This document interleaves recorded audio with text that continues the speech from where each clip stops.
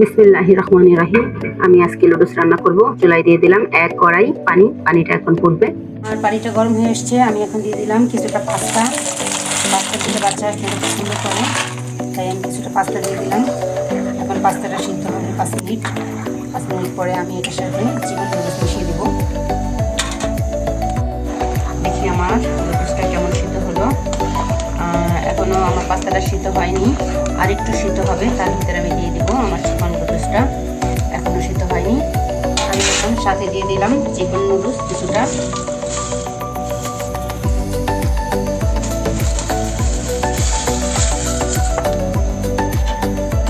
এটাকে আমি এখন আগে পাস্তার সাথে মিশিয়ে নিব। এইভাবে মিশিয়ে নিব। পাস্তাটা একটু আগে দিতে হয়, এই জন্যই পাস্তাটা একটু শক্ত থাকে। নুডলসটা তো 2 মিনিটে সিদ্ধ হয়ে যায়। পাস্তাটা সিদ্ধ হতে প্রায় 5-6 মিনিট লাগে। এখন এটা সিদ্ধ হবে 2-3 মিনিট। দেখি আমার নুডলসটা এখন পারফেক্ট সিদ্ধ হয়ে গেছে। আমি এখন এটাকে ছেঁকে নিব।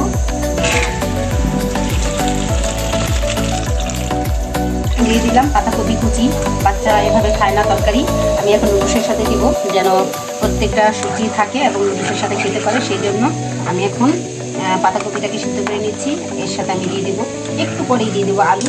কারণ আমি সাথে দিয়ে দিলাম হালকা একটু গাজর। বেশি গাজর হলে নুডলসের ভিতরে বাচ্চারা খেতে চাইবে না, তাই আমি অল্প একটু গাজর দিলাম যাতে দেখতে ভালো লাগে। আমি এখন দিয়ে দিলাম কেটে রাখা আলু। আমি একটু আলুটা বেশি দিব, যাতে ভাবে এটা আলু ভাজি। অনেক সময় নুডলস তো খেতে চায় না, যাতে ভাবে আলু ভাজি। আলু ভাজিটা আমার বাচ্চা বেশি পছন্দ করে, তাই আমি একটু আলু কুচিটা বেশি দিয়ে দিলাম। আমি এখন দিয়ে দিব হলুদ ক্যাপসিকাম। আসলে ক্যাপসিকামটা আমার খুব ভালো লাগে খেতে, এই জন্য দিই। আপনারা চাইলে দিতে পারেন। দিয়ে দিবেন হলুদ ক্যাপসিকাম। এখন এটা প্রায় 30 সেকেন্ডের মতো আমি সিদ্ধ করবো, বেশি সিদ্ধ করবো না। সিদ্ধ করে আমি আবার এটাকে ছেঁকে নেব। আমি এখন সব রকমের সবজিগুলো সিদ্ধ করে নিলাম। উপরে গাজরের ফেনাটা উঠে গেছে। এখন আমার সবজিটা দেখেন, দেখতেও বেশ চমৎকার লাগছে এবং সিদ্ধটা পুরোপুরি হয়ে গিয়েছে। আমি আবার এটাকে ছেঁকে নিয়ে নিচ্ছি। ঝুড়িতে করে এটাকে ছেঁকে নিচ্ছি। এখানে ছেঁকে নিলাম। দেখতে পাচ্ছেন সবজিটা দেখতে বেশ চমৎকার লাগছে।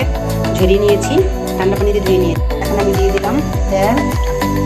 যেহেতু অনেকগুলো নুডলস, তেল বেশি লাগবে। দিয়ে দিলাম আমি এর ভিতরে কেটে রাখা কিউব করে পেঁয়াজ, সাথে দিয়ে দিলাম চিকেন কুচি করে রেখেছিলাম আগেই। দিয়ে দিলাম কিছুটা কাঁচামরিচ।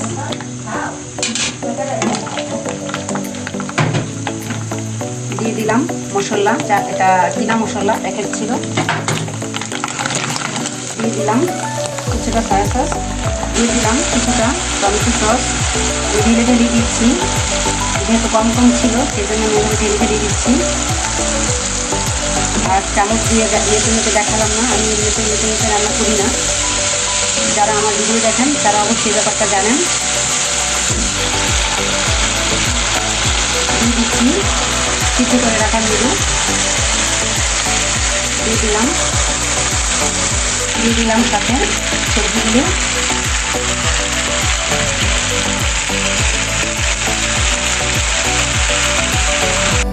এখন 2টা ডিম ভেঙে নিয়েছি। এটাকে আমি এখন ভালো করে ফেটে নিব আমার নুডলসের ভিতরে দেওয়ার জন্য। ভালো করে ফেটে নিব। দিয়ে দিচ্ছি ওখানে কিছুটা তেল। আমি এই তেলটার ভিতরে দিয়ে দেবো আমার ফেটে রাখা ডিমটা। আমি এখন দিয়ে দিলাম কিছুটা লবণ। যেহেতু আমি নুডলসে লবণ দিই নাই, সেহেতু আমি এখন লবণটা দিয়ে দিলাম।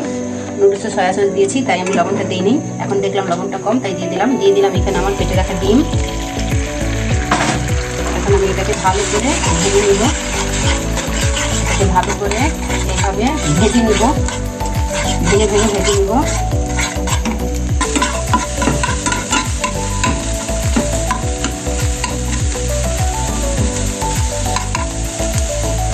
ডিমটা প্রায় ভাজা শেষ। আমি এখন এটা আমার নুডলসের ভিতরে ঢেলে দিব। আমি ঢেলে দিচ্ছি আমার নুডলসের ভিতরে ভেজে রাখা ডিমটা। যেভাবে ডিম দেখলে বাচ্চাদের খেতে ভালো লাগবে। ওরা ভাববে যে অনেকগুলো ডিম, সেই জন্য আমি এখন এটাকে ভালোভাবে পুরোটাভাবে মিশিয়ে নেব। দেখতে পাচ্ছেন আমার নুডলসটা প্রায় হয়ে গিয়েছে। হ্যাঁ, এটা এখন আমি নামিয়ে পরিবেশন করে নিব। এটা রান্না শেষ। এখন আমি এটা পরিবেশন করে দেখাচ্ছি আপনাদেরকে। কি শাশুড়ি আম্মা কি খান? নুডলস খাই, কেমন লাগে? অনেক ভালো হয়েছে। তাই মোহাম্মদ কি খাচ্ছ? তাই লুডুস খেতে কেমন লাগে?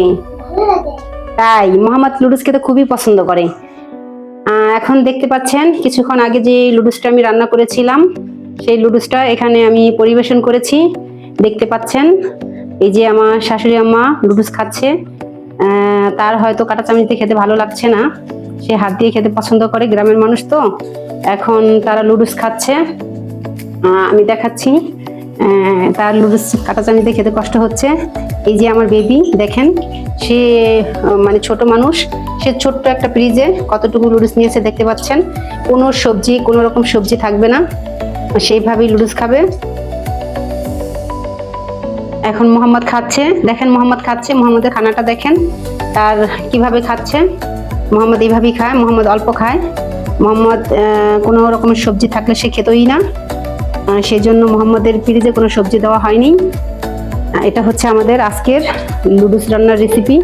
আমি লুডুসের ভিতরে 2 ধরনের ক্যাপসিকাম দিয়েছি এবং শসা কেটে দিয়েছি।